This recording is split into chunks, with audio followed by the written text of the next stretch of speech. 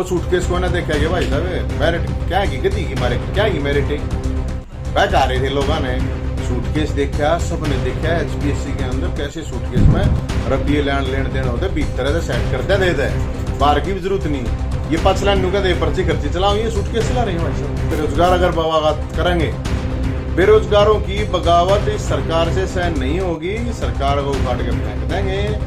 अलग अलग इन्होंने पीटीए ड्रंक टीचर अलग अलग सबको एक ही थारा चूल्हा नहीं बंद होने देंगे उनका चूल्हा उठा लेंगे ये बंद होने की तो बात नहीं थी। तो और जहां तक 75% है उसकी बात है तो मैं सही बात है वो बिल्कुल ठीक किया। 50,000 आंगनबाड़ी वर्कर है बेचारी वे धक्के खाना रही है हमारी माताएं बहनें सड़क पे बैठी हैं इतने कसूते चड्डे में जब सोड में तो कोई भी ना लगा था वे सड़क पे बैठी हैं। 2000 एक्सटेंशन लेक्चरर जो पीएचडी कर रहे हैं यूजीसी नेट कर रहे हैं वे बेचारे धक्के खाने लाग रहे हैं। क्या सरकार एक नंबर की झूठी ले लो 15 लाख रुपये आपके खाते मांगे होंगे चेक कर लो अपना कटवा लो बैंक में तो क्या ताली बैठे हो जिसके मांगे होंगे कटवा लो। तो यह क्या सरकार एक नंबर की झूठी है।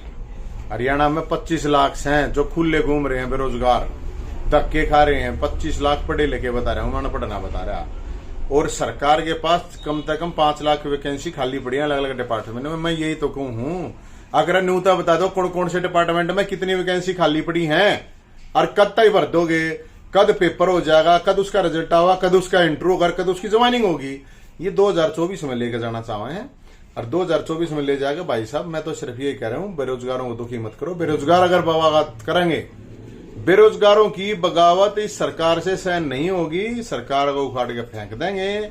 इसलिए मैं तो सरकार से ये अपील करता हूँ बेरोजगारी जो है वो इतनी बड़ी समस्या बेरोजगारी फिर ऊपर नशा क्योंकि वो बेरोजगार रहेगा फिर नशा करेगा नशा है तो फिर क्राइम फिर अपराध करेगा। तो ये तो भाई साहब बहुत बड़ी समस्या है पूरे हरियाणा में देख सको नशे का इतना बड़ा जाल फैल गया है और फिर क्राइम हर रोज क्या क्राइम आप देख सको। तो मैं तो सरकार तो यही कहना चाहूंगा भाई साहब जैसे अभी 50,000 आंगनबाड़ी वर्कर हैं बेचारी वे धक्के खाना रही है हमारी माताएं बहनें सड़क पे बैठी हैं इतने कसूते चड्डे में जब सोड में तो कोई भी ना लगा था वे सड़क पे बैठी हैं तो क्यों ना मानती सरकार उनकी बात। 2000 एक्सटेंशन लेक्चरर जो पीएचडी कर रहे हैं यूजीसी नेट कर रहे हैं वे बेचारे धक्के खाना लाग रहे हैं। अलग अलग इन्होंने पीटीए ड्रंक टीचर अलग अलग सबको एक ही थारा चूल्हा नहीं बंद होने देंगे उनका चूल्हा उठा लेंगे ये बंद होने की तो बात नहीं थी। तो और जहां तक 75% है उसकी बात है तो मैं सही बात है वो बिल्कुल ठीक किया। बात है कितनी नौकरी दे पाओगे वो आगे की बात है लेकिन वो जो डिसीजन है वो बिल्कुल ठीक है। तो जो अगर सही चीज होगी तो उसने मैं कोई न्यू थोड़ी है मैन्यू को सब गाड़ देने का काम थोड़ी है।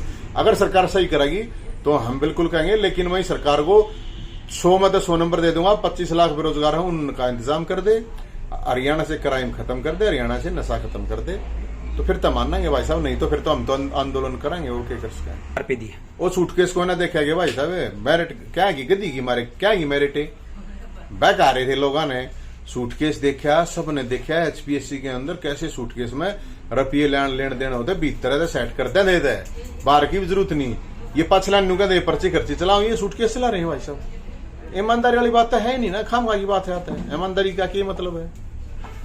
बता तो दो सरकार बन रही है नू बता दे कितनी नौकरी दे दी हमने ये तो खाली है ना बताते कितनी खाली है। मैं तो ये तो कहूँ बता दे सरकार एक बार भाई हमने इतनी नौकरी दे दी और इतने दिन में इतनी और दे देंगे। मैं नुकू सरकार तो वैकेंसी निकालो जितने भी डिपार्टमेंट में ग्रुप डी से लेके ग्रुप ए तक की जितनी वैकेंसी खाली है बताते दे सरकार ना तो फिर अपना और काम धंधा करें लोग। जो बालक तैयारी करे हैं एक बालक पर 1 लाख रुपया लग गया भाई साहब जो तैयारी करे हैं हॉस्टल भी ले है कोचिंग भी ले है 20 तरह की समस्या हुए हैं और जो लाग रहे हैं उनने भी हटाए हैं भाई साहब। तो मैं तो सीधी बात है बेरोजगारों की ये जो लड़ाई है इसको लड़ाएंगे भाई साहब। देखो मेरे ख्याल में ये सबसे सरकार का घटिया निर्णय है बहुत ही गंदा निर्णय है। जब आज पूरी दुनिया और पूरा देश हेल्थ सिस्टम जहां पे सब फेल हो चुका था कोरोना ने कितने लोगों को हमारा यहाँ फर्स्ट एड तक लोग उसके लिए वो नहीं थे लेकिन मैं ये बता रहा हूँ कि हेल्थ तो आज के दिन तो सबसे ऊपर होना चाहिए टॉप पे ही होना चाहिए। आदमी जिंदा रहेगा जब तक कुछ करेगा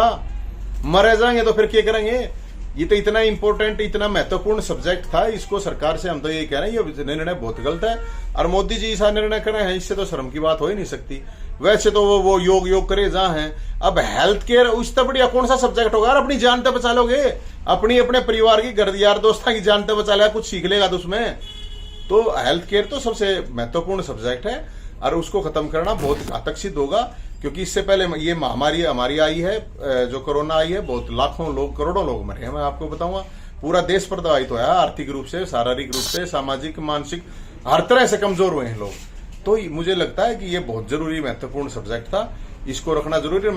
मैं तो फिजिकल एजुकेशन से हूं, तो मैं इस चीज को समझ सकता हूँ कि ये तो सब्जेक्ट सबसे महत्वपूर्ण है। जान तो बचा लेंगे लोग अपनी, काम धंधा तो पाछे की बात है भाई साहब। देखते हैं आप तो ले लो फिर 15 लाख रुपया आपके खाते मांगे होंगे, चेक कर लो अपना, कटवा ला बैंक में। तो क्या टाली बैठे हो भाई, जिसके मांगे होंगे कटवा लो। और रोजगार की जहां तक बात है, तो रोजगार तो मेरे हिसाब से 2 करोड़ तो रोजगार खत्म हुए, वो ध्यान नहीं रहा होगा, वो रोजगार खत्म करने की बात करेगी, देने की नहीं। आपने गलत सुन लिया भाई साहब।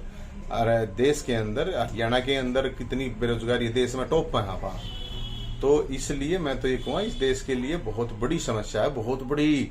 इनको इसको समझो ना समझो, मैंने नहीं बेरा, लेकिन बेरोजगारी इस देश के लिए बहुत बड़ी है। बेरोजगार नौजवान जिस दिन बगावत कर देंगे, सरकार कोई भी हो, उनके लिए मुश्किल पैदा होगी।